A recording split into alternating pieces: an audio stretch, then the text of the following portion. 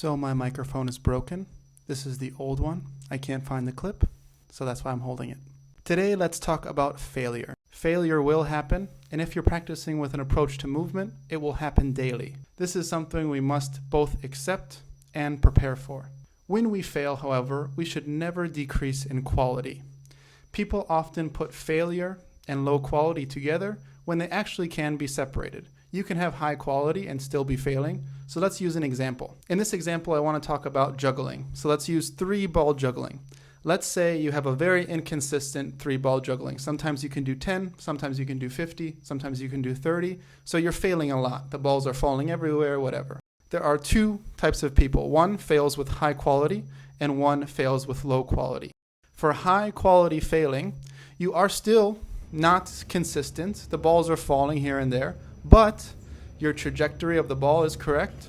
You're moving the hand and elbow minimally. You're looking at the apex of the ball, etc., etc. So the quality of the work is very high, although failure is also high. As opposed to a person who also has an inconsistent 3-ball juggling, but they're throwing the balls way too high or way too low. They're stepping and walking. They're not looking only at the apex. They're looking here and there at each ball. So person A and person B are failing the same amount, but not with the same amount of quality. If you are person A, you're going in the right direction. This is necessary. You're going to fail, but you have high quality, so you will get better with time. If you are person B, I recommend using a easier progression, easier complexity, a different exercise, something else, because what you're doing is ingraining bad habits into the form, and this isn't going to take you into advanced territory. Take, for example, myself. In this video here, you can see some of the work that I'm doing with swinging and jumping. I fail, but my swinging is correct. I'm landing as soft as possible. I'm landing as close to the target as I can. It's not too far away where I actually can't get there, and it's not too close where I have to decrease the power.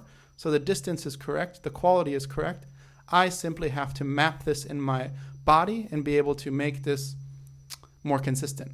Now it comes with time, practice, and then finally you get a landing, and then the landings become more consistent, better in quality, up and up and up. Another example would be with what I'm working with stick work, some object manipulation. I fail. The stick falls,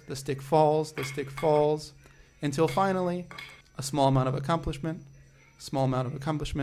and so on. I'm not moving aggressively. I'm keeping the stick balanced most of the time until I have to make the hard transition. So I'm slowly learning what to do and what not to do. When we are learning something new, it's important to approach it in a manageable yet challenging way. At first, the fails are going to be high, but with practice, they become more and more consistent and we fail less and less. When we do learn something for the first time, it is normal to fail nearly every time, if not every time. But we have to have those high quality standards, and then slowly the consistency builds. After you have good consistency, I recommend finding a progression that you can do consistently about 70% of the time. So 7 out of 10 attempts are successful, with about 3 being unsuccessful. This will give you enough success to improve and gain some confidence, while not so much success where we're just kind of feeding the ego. We do want things to fail at times. We don't want to be succeeding 100% of the time, all of the time. We evolve through challenging circumstances, not through things that make us comfortable. Don't make things too comfortable for yourself, and fail with quality.